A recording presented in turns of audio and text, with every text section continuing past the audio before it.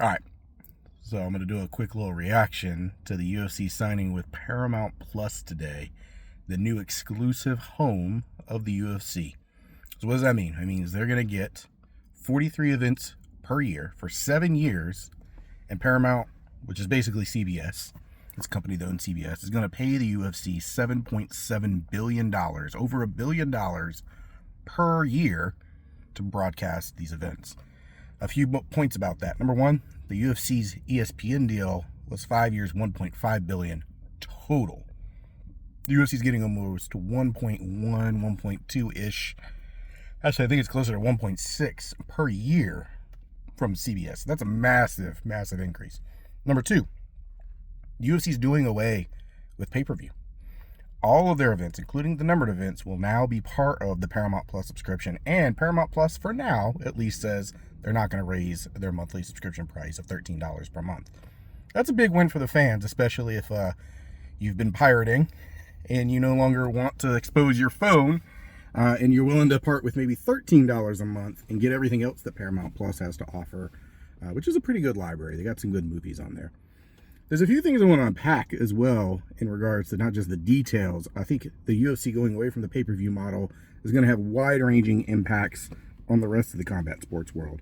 It's going to have a huge impact on how boxing decides to do some of their business going forward. Don't forget, TKO boxing is going to really come out in full force in 2026. The Zuffa, TKO, essentially, the same company that runs the UFC, is in charge of the Canelo versus Terrence Crawford fight that's happening here on Netflix in September. So you're going to see probably some impact on the pay-per-view model as a whole. The UFC was one of the most prominent entities in the pay-per-view space, and now they're out of it. So how does that impact everybody else that's playing in that space to a much lesser degree currently? We'll see. Here's some other kind of interesting things, and I don't mean to make this too political, but you kind of have to. So you've probably noticed the UFC very, very, very much in step with Donald Trump, our president. I don't think it's an accident that Paramount Plus, who's always sort of been in the negotiation, all of a sudden kind of emerges as a dark horse to the team that actually lands the UFC deal. They just recently got sold. They were having some issues getting that sale to go through. Donald Trump steps in. Suddenly that deal goes through, and all of a sudden the UFC gets the one-stop shop that they've been dreaming of for the last probably 6 months to a year, and get the price point they're asking for. I don't know if that's such a coincidence. I'm not saying it's a good or a bad thing. I'm just saying it's interesting that some of these things happened all at the same time. The UFC obviously has always been a big fan of Donald Trump, going back to the early days where he allowed them to use their venues when a lot of other places outright banned the UFC. So it's not exactly like they did this in some sort of nefarious way. I think they've had a working relationship for a long time now. But I don't think it's a coincidence by any means that some of these things all sort of happen at the same time in relatively quick order. Here's some other things to think about. The UFC just got done settling their lawsuit with the fighters, which could have had huge impacts in terms of what the fighters are able to do going forward. And instead, a lot of those fighters opted out, and kind of rightfully so. They probably needed the money to take probably what would have been a lesser payout. And more important than the money, and I know I'm saying that as somebody who obviously doesn't have money on the line, but more importantly, what that antitrust lawsuit was saying was that the UFC has exercised certain potential illegal controls over the industry of MMA at large. Namely, that they suppressed fighters' ability to go out and seek fair market value for their services by eliminating competition. And you could say, hey, this is America, capitalism, but we still have certain rules that the fighters were essentially challenging, saying, no, even within a capitalistic society, they've done certain things to suppress wages in a way that we deem could be potentially illegal. Instead of seeing that court case go to fruition, it did get settled.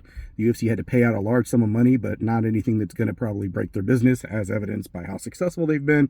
And the fighters, they get some money. But for future fighters, here's how I think some of this also plays out. There used to be all sorts of MMA organizations, Pride, Strikeforce, a bunch of other ones you've never heard of. But up until recently, there was one primary competitor and then a smaller third option that was still a distant second to the second tier option, and a massive, massive third place to the UFC's top of the standings bill. So you had the UFC, who's like spots 1 through 100. Then you had Bellator, who would have been like ranked 101 if you were ranking all MMA organizations. And then you had PFL, who I'm not even sure is in the rankings, but would have been the third organization, right?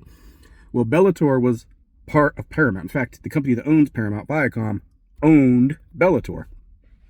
And up until, 2023, that was the home of Bellator MMA. Well, curiously enough, and sort of suddenly, although the writing had been on walls for a while that Bellator and most MMA organizations outside the UFC weren't making money, all of a sudden Bellator essentially sells itself to PFL, and those two organizations become one. Well, why is that relevant? Look at the case the fighters were making as it relates to the UFC. There's nowhere else for me to go seek a contract. How am I supposed to negotiate a higher salary? Well, now fast forward to today, and guess where the UFC is going? The same place that used to be the primary broadcaster of the competition. Again, I'm not saying anything nefarious took place, but it is an interesting turn of events that one of the few places a fighter who was a free agent could go get an alternative offer that might have been able to drive up their asking price in terms of their salary basically gets eliminated from the market, and then the UFC ends up being the entity that replaces where that organization was. So the UFC somehow creates an environment in which they win the lawsuit.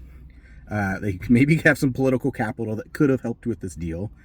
And then they also essentially eliminate an option for fighters to go find a new contract, while also freeing up another network to get into a bidding war with ESPN and Disney, which probably drove up their asking price for a broadcast rights deal. There's a lot to unpack with this broadcast deal, and we're only just now learning about some of the details of it, but those are sort of the things that are mulling around in my head. And don't forget, like I said, TKO Boxing coming into the fray. TKO Boxing, the UFC, the entities that own all of those parties, very heavily involved right now in a political fight to mitigate some of the laws that regulate the sport of boxing to try and get it more in line with how MMA is run, which essentially is an industry that the UFC owns in totality at this point. Between being able to pick their broadcast partner and eliminate competition and have a stranglehold on all the athletes involved, if that comes to boxing, it's an interesting world where one company essentially owns not just MMA, but boxing. They're getting into jiu-jitsu. It's an interesting time to be a combat sports fan. However, I do think as a fan, at least for now, eliminating pay-per-view is a huge thing. The ability to have one home, one price, get all access to every single piece of content the UFC has, I think that's pretty big. So anyway, those are my instant thoughts. Hope you liked the video.